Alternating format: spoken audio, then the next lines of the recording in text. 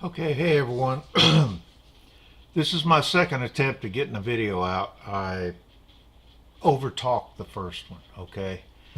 So this is it. I have experiment one, the freezer experiment. I now have numerous pieces, all of them coming apart. All of them just, literally I have a totally disassembled locomotive. Now, you don't have to totally disassemble one, but I did. Now, did the freezer experiment work? Well, I had a lot of pieces came off perfectly with the freezer experiment. They just popped right off. Others, and I'm going to show you one that to me is important because of one of the repairs that I have to make right now on one of my locomotives. This piece right here popped right out of this cylinder. The other one didn't. Did the freezer make the difference? I don't know. I had so many pieces that came out, but truthfully, I don't know if the freezer thing is what caused it. My back head came out. A lot of things happened, but I'm sorry, my jury is still out on this. But I do believe it made a difference. Now, I think everyone needs to try it for themselves, and hopefully it'll work for some in some really bad situations. There wasn't a lot of glue on this model, so it came apart very readily. Now, my second comment is that I took all these parts, I made a list, I went on the internet and I checked to find out what the retail price of these parts were. I'll let you read it. It's like $312. So does that mean that this loco was worth $312? No, this loco was not worth the $10 and shipping that I spent. This loco was battery powered, it was cheap, everything was plastic, and I priced that based on the cheap plastic. But I've got parts and pieces I can use on other locomotives because I have some broken locomotives. For instance, let me show you this one. Okay, if you will notice, this piece is broken. This piece can replace it. And I don't have to buy any parts from anyone. It's going to be perfect. So let's keep this to a minimum. The point is that I've got over $300 worth of parts that I was able to part out of this with shipping $11, $10 to $11 locomotive. I've got screws. I'm not worried about losing those screws. I'm worried about losing the next one when I'm repairing one of my good locomotives, and I simply go in here and get a replacement. There is a price to pay if you go to Bachman. It's in that $312.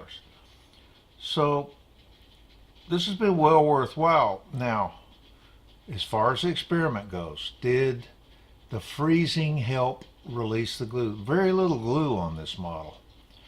I was surprised at some of the pieces that came off so easily, so I think it made a difference. I really do. But am I going to sit here and say that, hey, freeze your model and you can take all the pieces apart? No. Some will come apart, some won't. And if you've built your own model and you have put tons of glue on it, I don't know. Frankly, I'm at a loss. Now, number two. Okay, number two, my empty box. So that everybody understands, my empty box isn't a box that I started with empty. I fill it up. At the end of a project, it's empty. That's generally true. But that box may get a bunch of stuff in it and get emptied very quickly. It's always up and down. Now, I use that box as though most of us would use our tabletop. But my stuff in the box is not going to go flying around when my elbows hit it, my hands hit it, my fingers hit it, and I get those little spasms. Uh, it's just a holding place, so I know where everything is. I don't lose it. It's handy. I can find it, and I can't accidentally lose it. Doesn't mean I won't, but it helps me control it.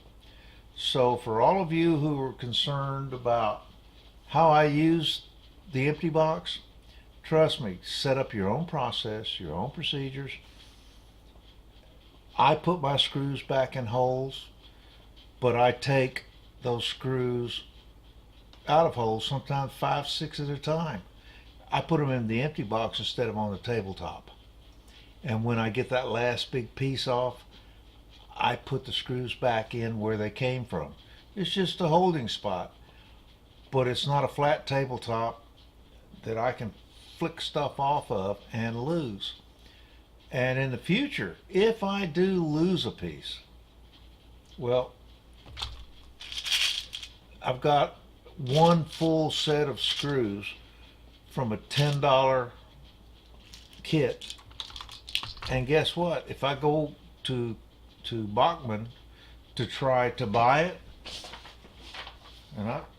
it's going to be $10 and a half to get enough screws to do an entire locomotive. Well, that pretty much pays for the locomotive that I scrapped. So I've got parts.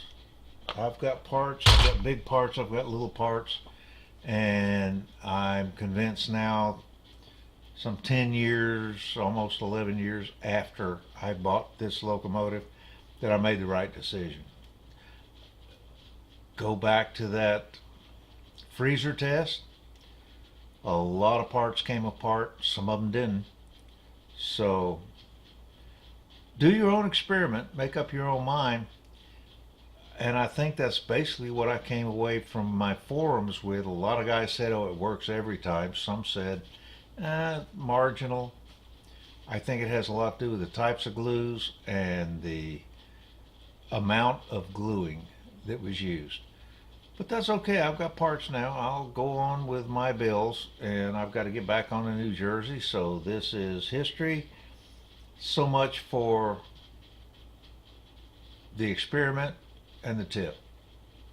You have a good day.